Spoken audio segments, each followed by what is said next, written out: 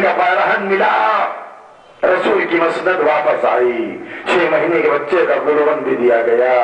ان تبرکات کو لیا ہوا یہ قافلہ آج کی تاریخ زمین کربلا پر پہنچا۔ ماؤں نے بچوں کا 40 منایا، ہر ماں اپنے بیٹے کا نام لے کر ماتم کر رہی ہے۔ ام لیلہ نے علی اکبر کا نام لے کر ماتم کیا۔ ام رباب نے اصغر کو آواز دی کہ بیٹا تم آرام کر رہے ہو، ماں تمہارے 40 کے لیے آئی ہے۔ ام فروہ نے قاسم کو یاد کیا، بیویوں نے عباس کو پکارا، لیکن بیویوں کے درمیان کوئی ماں ایسی بھی تھی جس نے اپنے بچوں کا ماتم نہیں کیا، اپنے بچوں کو آنسو نہیں بہائے، بلکہ بیویوں کو ہٹاتی ہوئی مزار حسین تک پہنچی۔ قبر حسین پر رخسارہ رکھ کر آواز دی کہ حسین زینب آئی ہے۔ اے حسین زینب شرمندہ ہے کہ تمہاری سکینہ کو واپس نہیں لا سکی، اور سکینہ ہمیشہ کے واسطے زندہ نشان میں سو گئی۔ اے حسین کیسے روداد سفر بیان کرو کہ تمہاری بہن یزید کے دربار میں گئی، کوفے کے بازار میں پھرائی گئی۔ یہ مراحل ہیں، دن رات شب روز، 7 روز تک مسلسل ماتم کرنے کے بعد اب حکم ہوا کہ قافلے کو وطن کی طرف جانا ہے۔ بات ہماری اس کے آگے نہیں جائے گی، تو عباس تو ہے ہی نہیں، علی اکبر ہے ہی نہیں، حسین ہے ہی نہیں، تو ایک ایک بیوی کو زینب نے سوار کرایا۔ اور جب ساری بیویاں سوار ہو چکی اور آخری مرتبہ زینب نے سارے قافلے کا مشاہدہ کیا تو معلوم ہوا کہ قافلے میں ایک ہماری خالی ہے۔ اتنا بھی نہیں کہ میرا باپ قافلے میں نہیں ہے، ڈھونڈا تلاش کیا تو میرا باپ کو قبر حسین کے پائنتی پایا، سر جھکا ہوا ہے، آنکھوں میں آنسو ہے، زبان پر بین ہے کہ والی مجھے قبر میں چھپا دو، کس منہ سے وطن کو جاؤں گی؟ لوگ پوچھیں گے وارث کہاں ہے، لوگ پوچھیں گے بچے کہاں ہے۔ ایک بچی زندہ نشان میں سو گئی، ایک بچہ کربلا کی زمین کو سو رہا ہے، سر پر وارث کا سایہ باقی نہ رہا۔ زینب نے بازو کو تھاما، بھائی وطن تو جانا ہے، بھائی کا پیغام پہنچانا ہے۔ رباب قبر حسین سے اٹھی تو 2 باتیں ذہن میں رہ گئی۔ پہلی مرتبہ جب قافلہ کربلا سے چلا تھا تو رباب نے دیکھا تھا کہ حسین کا لاشا کربلا کی جلتی ہوئی زمین پر ہے۔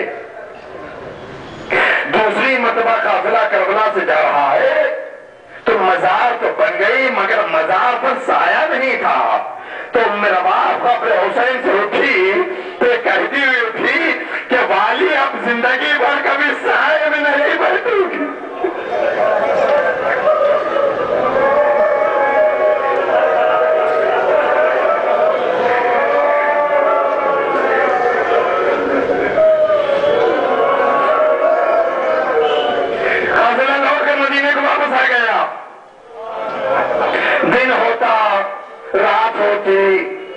دن ہوتا پھر رات ہوتی، رباب سہنے خانہ میں بیٹھتی، کربلا والوں کو یاد کرتی، ان کا نام لیتی، ماتم کرتی، آنسو بہاتی۔ ایک مرتبہ ایسے ہوا کہ بہت زبردست مدینے میں بارش ہو رہی تھی اور رباب سہنے خانہ میں بیٹھے رو رہی تھی، تو زینب نے قریب جا کر سوال کیا کہ بھابی آپ مجھے کیا سمجھتی ہیں؟ جواب دیا کہ شہزادی حسین کے مرنے کے بعد آپ کو حسین سمجھتی ہوں۔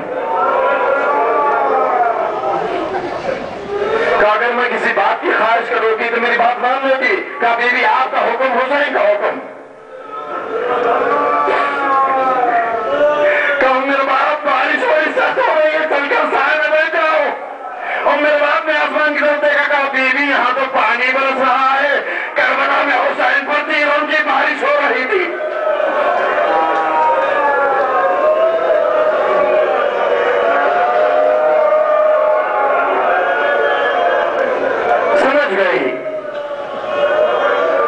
آسانی سے ام رباب اپنے مقام سے اٹھنے والی نہیں ہے۔ تو سید سجاد کو طلب کیا،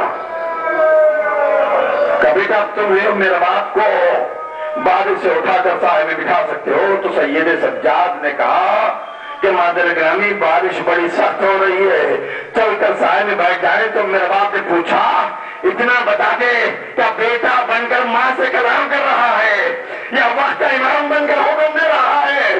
سید سجاد چاہتے تھے بیٹا بن کر بات کروں گا تو ماں کا حق زیادہ ہوگا، کیا وقت کا امام بن کر حکم دیتا ہوں؟ میرے باپ اپنے مقام سے اٹھی، آسمان کی طرف دیکھا، کہا پروردگار کربلا میں ایک امام سے وعدہ کر کے چلی تھی کبھی سائے میں نہیں بیٹھوں گی، وقت امام حکم دے رہا ہے کہ چل کر سائے میں بیٹھ جاؤ، کچھ ایسا انتظام کر دے میری بات بھی رہ جائے، امام کا حکم بھی رہ جائے۔ سب نے دیکھا، ایک مرتبہ میرا باپ نہ کھڑانے لگی، پھر سامنے آگے بڑھ کر سہارا دیا، کہا انا للہ وَإِنَّا إِلَيْهِ رَاجِعُونَ۔ اور میرے باپ دنیا سے گزر گئی۔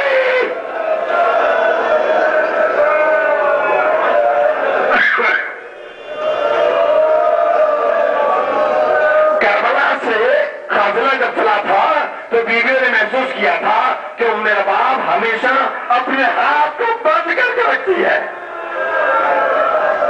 اور جب جب موقع ملتا ہے مٹھی کو کھولتی ہے، کچھ دیکھتی ہے، روتی ہے، پھر بند کر لیتی ہے۔ زینب نے پوچھا، ام کلثوم نے پوچھا، بیویوں نے پوچھا کہ میرا باپ تمہارے ہاتھ میں کیا ہے؟ کہا زندگی میں نہیں بتاؤں گی، مرنے کے بعد تمہاری مرضی۔ آج میرے باپ دنیا سے گزر گئی، زینب آگے بڑھی اور میرے باپ کے ہاتھ کو کھولا، کیا دیکھا؟ علی اصغر کی جھولے کی جمی ہوئی 3 تنابیں، قلب میرے باپ کے لباس تسکین، واصغرا وغربتا ومصیر ماتم حسین۔